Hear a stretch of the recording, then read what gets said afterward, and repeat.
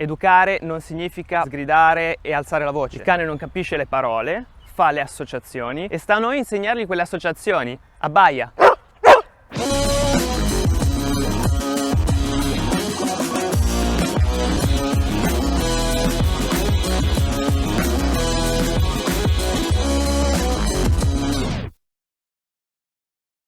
Una domanda che spesso mi viene fatta è: come posso distinguere un educatore competente da un educatore che invece promuove dei metodi o non efficaci oppure controversi? Una cosa che ho notato ultimamente è che stanno tornando in voga dei metodi old school, ossia dei metodi che prevedono la correzione fisica, quindi un metodo che si utilizzava nel 1900. Quello che ultimamente ho notato è che si è passato da educatori ipergentilisti che non sapevano mettere in pratica quello che andavano divulgando a educatori che mischiano il metodo gentile, ossia quello del premio, il metodo del premietto, quello che tutti conoscete così, a metodi diciamo vecchia scuola, ossia coercizioni, collari a strangolo, colpetti, correzioni fisiche, queste cose qua che a me non piacciono per nulla. Siccome siamo nel 2023 ormai sappiamo che il metodo migliore affinché l'apprendimento avvenga, cioè per imparare le cose, devi fare delle associazioni positive. Se ci fate caso, noi tendiamo a ripetere i comportamenti che ci portano a una gratificazione, spesso non curanti delle potenziali conseguenze negative di questi nostri comportamenti o abitudini. Faccio un esempio: bevo,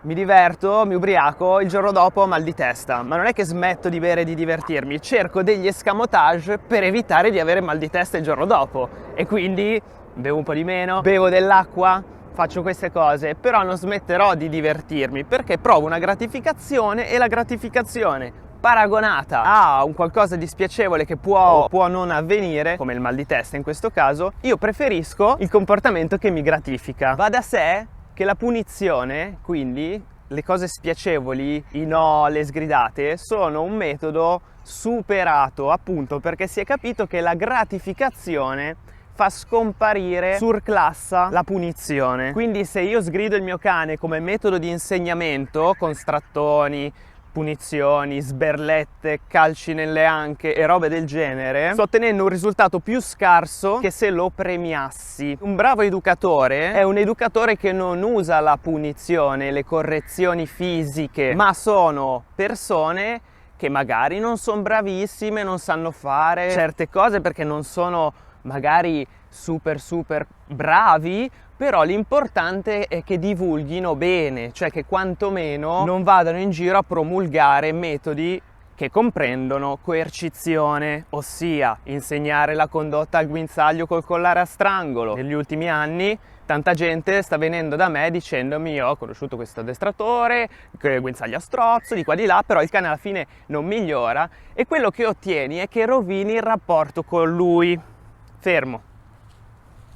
Non dico che non funzioni il metodo coercitivo, funziona, però prima cosa devi essere in grado di farlo. Seconda cosa, è un metodo che prevede la sistematica punizione del cane, quindi il risultato che tu otterrai sarà quello di un cane bastonato, di un cane che gli dici seduto e fa ok, mi siedo, ok? Se io dico Artax seduto, lo vedi che è felice lui di obbedire, perché è stato tutto insegnato col premio, evitando le sgridate e le punizioni che rovinano semplicemente il rapporto col nostro cane. Bravissimo!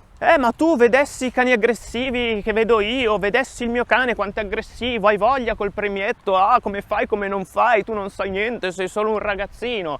Ti ringrazio per il ragazzino perché ho quasi 40 anni, non devo star qua a giustificarmi, io faccio divulgazione, tu puoi prendere le mie informazioni e farci quello che vuoi. Sappi che questi due splendidi cani, che sono così bravi perché io ho imparato ad addestrarli, non perché ho avuto culo, sono il frutto di un'esperienza di tutta la vita, perché io sono nato in mezzo ai cani, mio nonno allevava cani.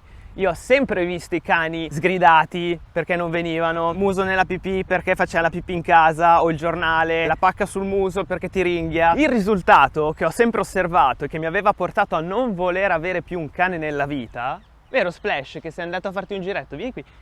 Io non volevo più avere un cane nella mia vita dopo l'ultimo che ho avuto perché era pieno di disturbi e il rapporto tra noi gli insegnavamo il seduto così, sgridate, era aggressivo, dominante e la vita è stata molto difficile, io non volevo più avere un cane. Quindi posso dirvi di aver assistito tutta la vita agli errori che si possono commettere coi cani utilizzando metodi basati sulla punizione. E io vi ripeterò fino alla morte: educare non significa sgridare e alzare la voce. Educare significa prendersi del tempo per spiegare le cose. Il cane non capisce le parole, fa le associazioni e sta a noi insegnargli quelle associazioni. Abbaia.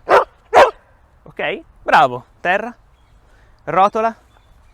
Splash. Seduto. Abbaia. Tutto col premio, non li ho mai sgridati, vedi che sono felici? Bravissimi! Quindi avendo assistito tutta la vita a problemi con i nostri cani, perché alla fine sì, erano obbedienti, erano schiacciati, ma erano pieni di disturbi. Il rapporto con noi, Arta vieni qua che mi togli il fuoco.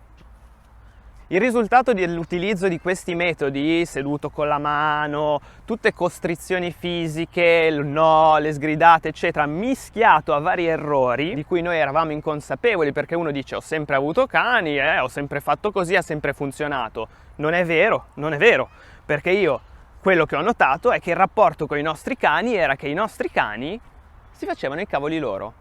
Perché si facevano i cavoli loro? Perché noi eravamo fonte di dispiacere. Questo continuo sgridare riduce il rapporto col vostro cane, che il vostro cane dopo un po' magari è convinto di chiamarsi no, o basta, o giù.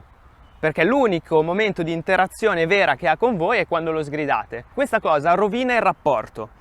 Tutto l'addestramento col metodo gentile, col premietto o rinforzo positivo, chiamatelo come volete, fa sì che si crei un legame incredibile con i nostri cani. E io un legame come quello che ho con loro non ce l'ho mai avuto, ce l'ho avuto solo da piccolo quando sono nato, che avevo questo pastore tedesco che mi aveva preso tipo gravidanza isterica, ero il suo cucciolo, non si poteva avvicinare nessuno a me, che è sbagliato anche quello.